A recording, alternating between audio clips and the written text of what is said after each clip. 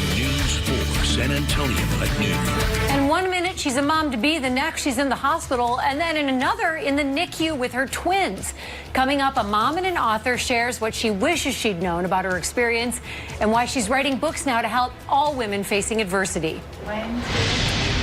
Today, we're really happy to welcome an author and a public speaker back, Crystal Duffy, on our show because we talked to her ahead of her book launch a couple of months ago. We met, and you were really excited because you have this book coming out, and you're here for TTTS Awareness Month, which most people aren't aware of, has a name. Can you explain what twin-to-twin transfusion syndrome is? It's not as rare as the acronym would make it sound. Right, no, absolutely. So it happens in monochorionic twins, which just means identical twins that share a placenta. And it happens about 15 to 20% in these twin pregnancies. And actually, it's such a disease that if not dealt with immediately, it can be very fatal. And more babies die every year from twin-to-twin transfusion syndrome than of SIDS. And more women are having multiples now. Yes. Mm-hmm.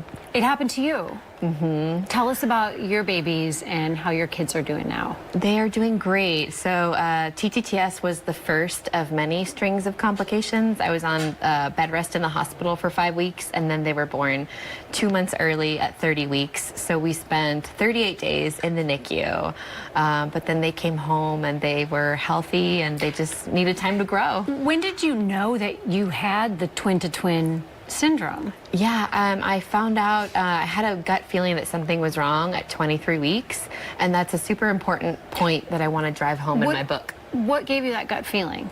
So I felt that I had gained weight very rapidly to a point that wasn't normal. At one point, I'd gained 8 pounds in 1 week, and I had called my doctor, and he kind of said, oh, no, you know, you're going to be uncomfortable. You're pregnant with twins. But I kept insisting, and I insisted on coming in for a scan, and that's when they caught it. And, you know, right away, as soon as we started that ultrasound, the doctor was like, you have twin-to-twin transfusion syndrome. And I didn't know what that was, but I knew it was really bad. What do you wish that you had known before going through this? You wrote a book about it. That's how passionate you are about helping other women. Did you feel there was a lack of support? I just felt like I should have done more research on monochorionic or, you know, identical twins. And if I would have known that there was such a high chance, I would have insisted maybe we get scans every week, which is what some doctors are maybe suggesting now.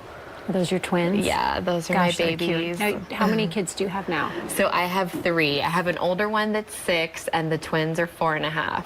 And how are the twins doing today? How is the twin doing that was suffering the most from the twin-to-twin? So they're both doing great. They're both very similar in size, even you know, ounces different.